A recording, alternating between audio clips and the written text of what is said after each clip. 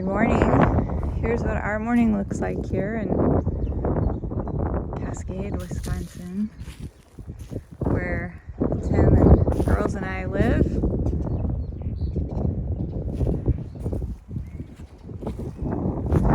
I'm just doing some morning chores and got up and it was quiet in the house and I could hear Tim sleeping pretty heavily in the room next to me, but he always sleeps heavily with the meds he's on. So I'm embracing some normalcy this morning and just feeling the importance of patterns and routines and just holding to them. So this morning it looks like letting our girls out. Hi girls! Say hello! These are Tim's girls. Yeah! And we've got eggs from last night. They weren't laying for a while, but they are again, which is good. Let's see here. This is not opening very well. Hi! Don't sneak out on me while I have the door open. I know. Nope, nope, nope. Okay.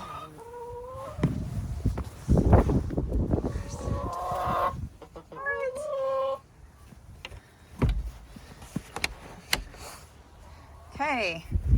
Now I'm putting the eggs in this little basket and then we take them up and give them a quick rinse. And then I'm gonna give some eggs away because we are accumulating quite a lot. Tim has been our biggest egg eater, and the girls are in defiance of eggs now because they've had so many since we've had chickens. I'm gonna just set these down and take a little walk and talk for a minute. So our house was filled with lots of loving kindness yesterday. It was so good to have so many people come in to say goodbye and just love on Tim and us and bring food and flowers and equipment for his new room set up in the family room. Last night, after everyone left, we just had some alone time as a family, and Tim got to share with the girls his departing gift to them, which is really special, and I'll reveal that in time. But it was like a lot of sweetness on top of probably one of the harder days in their lives. But they were filled with smiles and joy yesterday, in the midst of also feeling the heaviness and the pain of knowing that he's on his way out. Last night he told me he was ready to go, and I felt another round of sadness in that moment, just feeling like, yeah, you are ready, and wow, this is going to be it pretty soon. But the peace that I feel in him is just remarkable. He's been trying to say things, but he can't really say a whole lot. The combination of his mouth being, this is the fields behind us.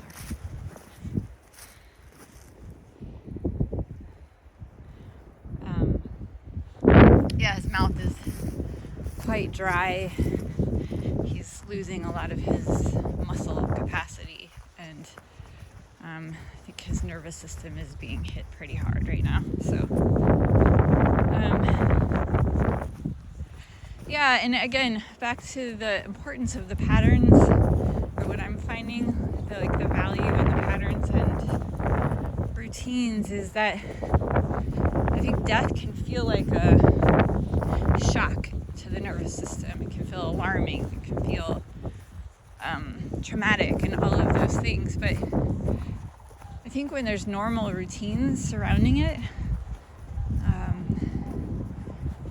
And I learned this early on in my life when we had put my grandma in hospice care, and like moments after she passed, several of us went into the kitchen and baked chocolate chip cookies. And it just was like to have the smell of chocolate chip cookies baking in the kitchen while her body was being prepared was so beautiful. And just left me with a really sweet memory. And so yesterday, as the hospice team was coming, we had banana bread baking in the oven, and I had asked Anna to make some banana bread, and it just was like I just knew we needed to be baking. We needed to be doing something that felt nurturing, and that would feel nurturing for Tim as well. He loves to cook, he loves to bake, he loves, that just is home. And so it also feels like these normal patterns help us embrace the normalcy of death. There's nothing abnormal about a human being leaving their body. It's one of the most normal things we can do, and it's the final rite of passage that we go through, and we are preparing the way for him. And I feel like the more I can just slow time down and think through things and just be present each moment, and these posts have really helped me do that with all of you listening. Thank you so much.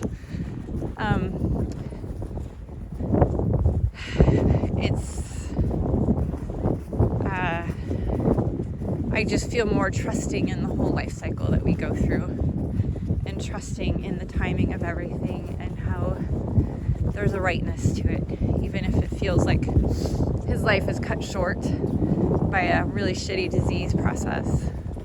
There's also something that feels incredibly okay about it all. And during our discussion last night, after Tim shared his departing gift with the girls, we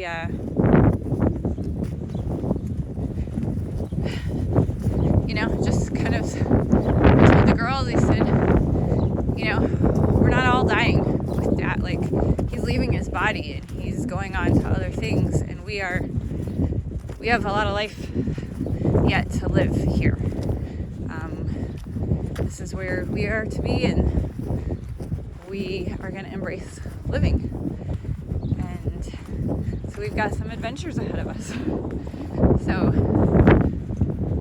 the jury's still out on the farm adventure, and what that's gonna, like, what form that will take, if it will change, or I have no idea. But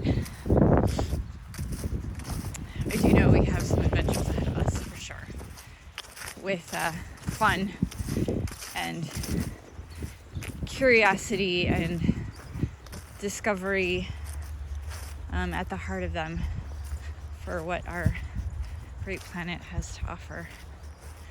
I also hope to really introduce them to ways people are really figuring out how to be resilient in the midst of these really challenging times we all find ourselves in. People are doing some amazing things all over the planet.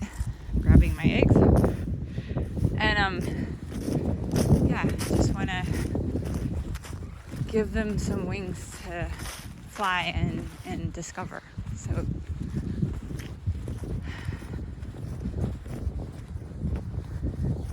this here is an orchard that Tim and I and the girls planted together. You can't really see a whole lot right now, but if you can imagine that it used to just be grass like this, then you can kind of see what's happened.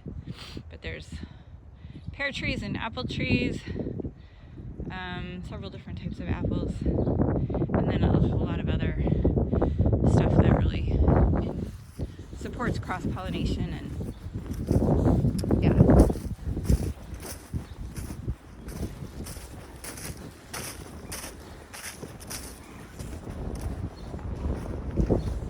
life is starting to emerge here. And this area used to be grass as well.